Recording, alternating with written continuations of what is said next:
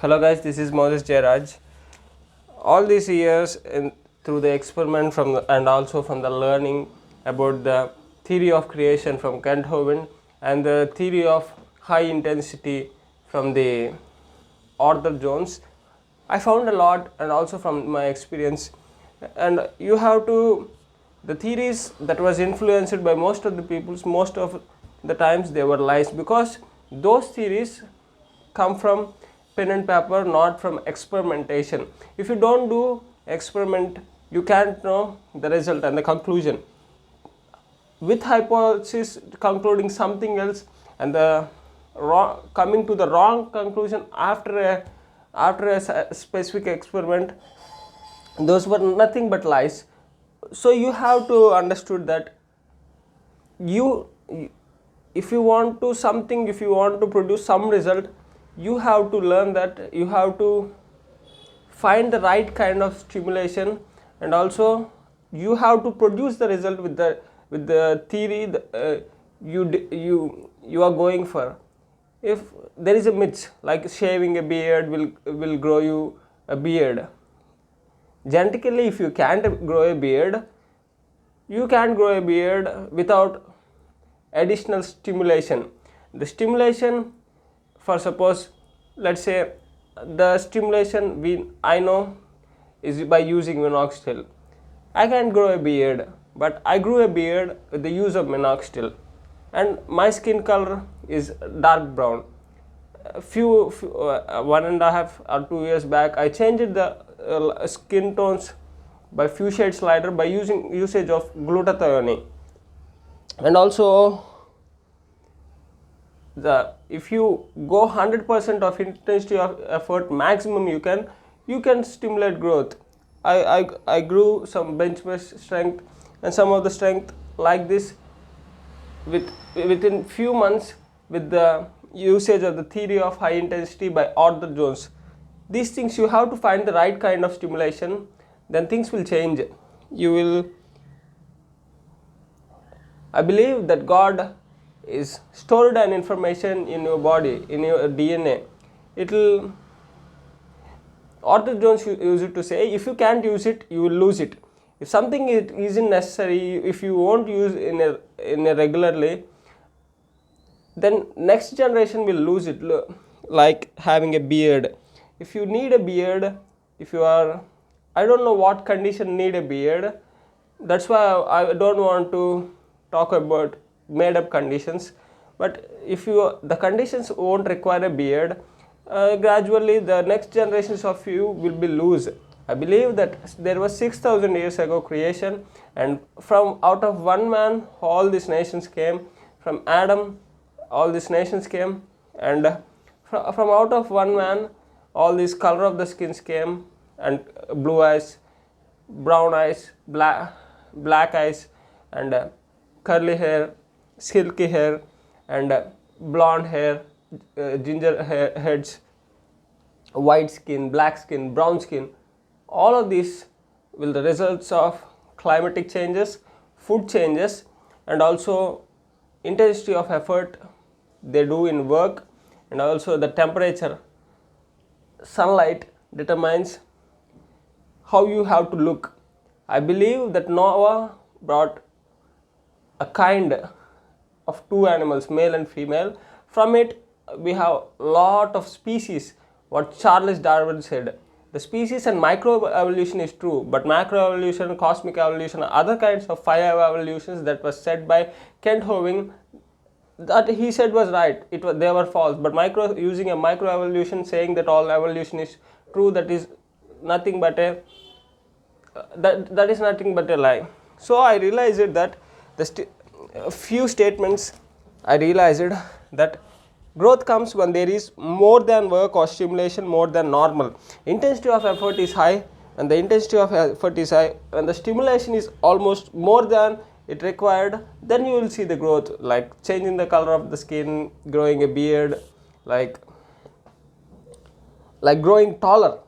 For that I have few, like now I developed some exercises rather than stretching, using stretching method. I think in sleeping stretch bands you stretch more than enough, and also you just stretch. I think you need also strength to those places, to the spine. I will do after this about height.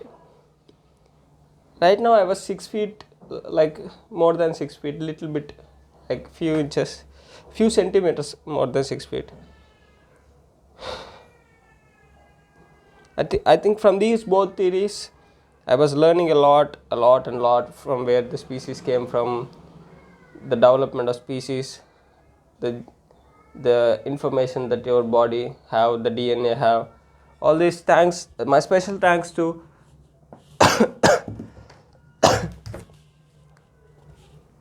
most of these people considered as liars, but these were the truth tellers. I call them truth tellers. First one, Dr. Kent Hovind. My special thanks to him, Kent Hovind. The creation science. And second one is Dr. Arthurjones.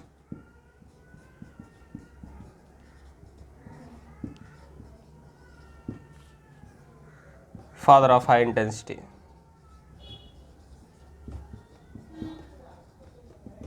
He said that if you won't use it, you will lose it. And also he said that if the intensity more than required, if you produce and progress, you will see the change in the body. That is the reason. And also the specificity is much more important. The kind of stimulation you are providing, that has to be produced the result you are expecting. Let's see the specifications that I learned from the to run faster. I hasn't explained, but I'm going to explain to you. I hope I will do it.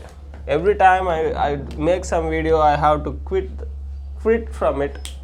This time I hope not. God will help me. This will truly help you. And I want to say, it isn't a myth that you doesn't need a sports specificity. You need a sports specificity exercises, in order to become best in the sport.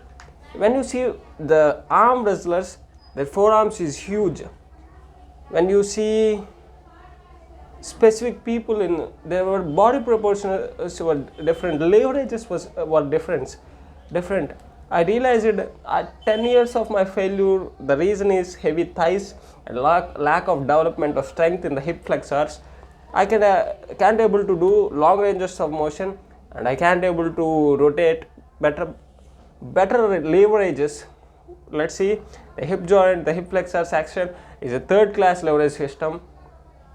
If you produce the full range of motion with proper development of specific muscles, that is, let's say slim thighs, stronger calves, and bulkier hip flexors, what it does, it will produce the long range of motion, it will use the high knee lift, and you will be faster, much more faster, rather than developing the strength in the squat 2 times or 3 times, just one time increasing, doing 1 time of your body weight, which is much more hard. Do captain chair leg raises lifting, you will be fastest than anyone else. And also the muscles need balance. I learned this in yoga. If you are contracting the front side of muscle or stretching the front side of muscle, at the same time you have to do it to the back side of the muscle, opposite side of the muscle.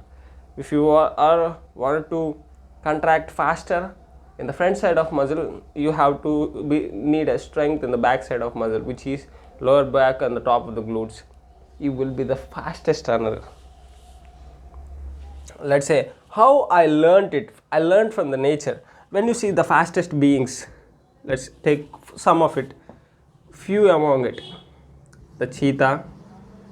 The first inspiration to me is definitely pronghorn antelope.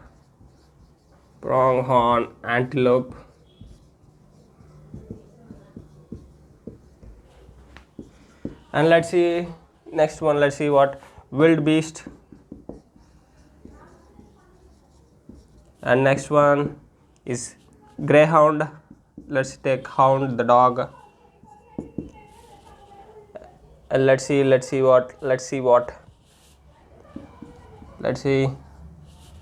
fastest things. Okay, I will take these four of these. I'm going to explain with the cat. His name is Orange. He is today's demonstration. You see, he has longer limbs, and the flexor muscles used to have the thicker portion in the top of the muscles, and used to have long limbs and skinnier in the lower part. You see here. What this does is allow you to run faster, jump higher. It will give you the much speed. But where these people develop the strength, they develop in the quadriceps and glutes and hamstrings. When you see the proportions bodily leverages, you won't produce much force. The bodily proportions is main. Keep that in mind. And developing of the like the shoulders and biceps is the main.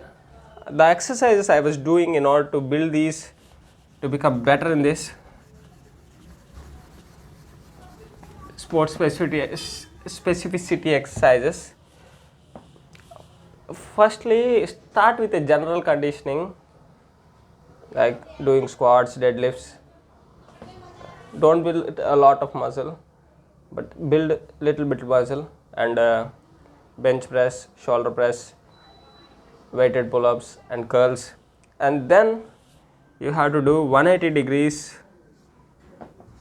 I'm beginning from the top. Shoulders,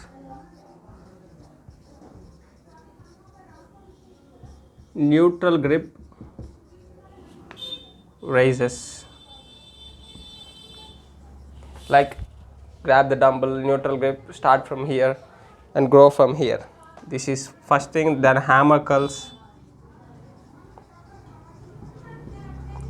This was the front side mechanics I'm doing to the opening of the front side mechanics, which I was lack. That's why I was opening like this and hip flexors up like this. I was doing when I was running one day. This is called front side mechanics. You can be the better runner, jumper, long jump, high jump, triple jump, and you can be the best hurdler by doing these exercises. I call it front side mechanics. These were better for backstroke swimming. Backstrokes, is that right? Backstroke swimming. No, backstroke swimming was two backside mechanics. Hammer curls, captain's chair leg raises, which was hip flexor muscle.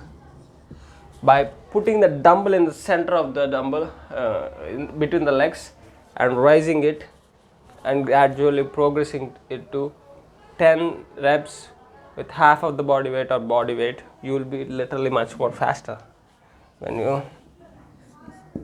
And last one is calf raises. Calf raises is a second class lever system. Calf raises. You have to definitely start with. You have to literally start with lifting more than your body weight and go to 3.3 times of your body weight. These were the front side mechanics you have to do while you are going for a run. I was running 7/200s, gradually improving one by one and one. These are opening my side length a lot. After that, you have to see here backside mechanics, which will balance and neutralize the spine, and the opposite muscles, which too required, and you have to do it in non backside mechanics. The alternative day. Remember that you have to train complete training 2 times or 3 times in a week, alternative days. Never train 2 consecutive days. is minimum 2 times in a week, maximum 3 times in a week. Don't exceed, and never try 2 days in a row. Backside mechanics. Let's see. I was doing like opening of the extension muscles, like here, like muscles, these muscles. I was doing them. I'm starting from Monday. Backside, behind the back pullover. Behind the back pullover. And next one,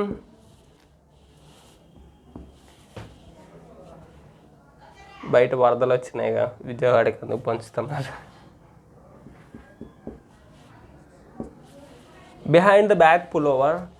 Next one, let's do maintain the strength of chest and pull-ups, bench press and weighted pull-ups.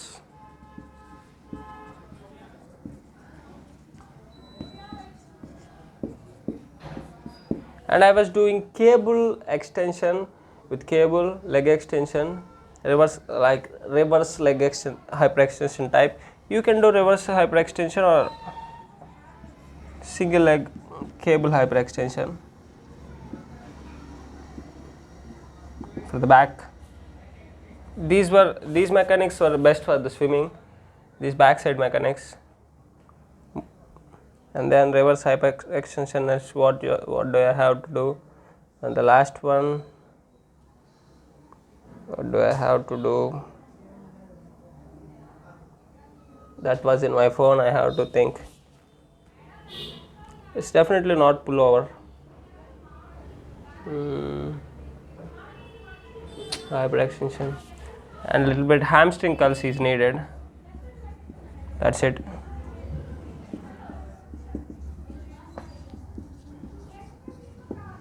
If you are going for a flexion of the trunk for throwing purposes like bowling, like I'm going to do volleyball, for that attacking is required. In future I will use for swimming and volleyball these extra exercises of back side mechanics, that was pullover, or if I bought knotless pullover, I will go for knotless, which was designed by Arthurjones. Right now I doesn't have money, but in future definitely I am going to buy. And also decline or yoga ball crunch, like full extension, added weight like sit up, decline bench. And the last one, what do I have to do? Last one, sit up, decline, sit up, pullover, knotless pullover. I have finished all of those things. I think that's it. Did I miss any exercise? Behind the back pullover, weighted pull-ups, reverse hyperextension. I think that's it.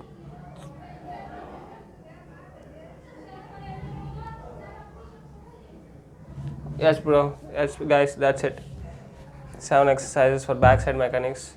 For the extra, these were 6 and 7 were extra. And that's it guys. You can be a better sportsman in running, swimming and throwing. I want to explain for throwing and table tennis in future, not right now. Just telling that never make you great. I'm going to personally use them and demonstrate them, and I'll get the result, and one day you will see me playing in multiple sports, becoming the GOAT in a lot of sports, because I cracked the sport, man. Literally I cracked the sport, cracked the code of a sport. That's it guys, see you in my next video.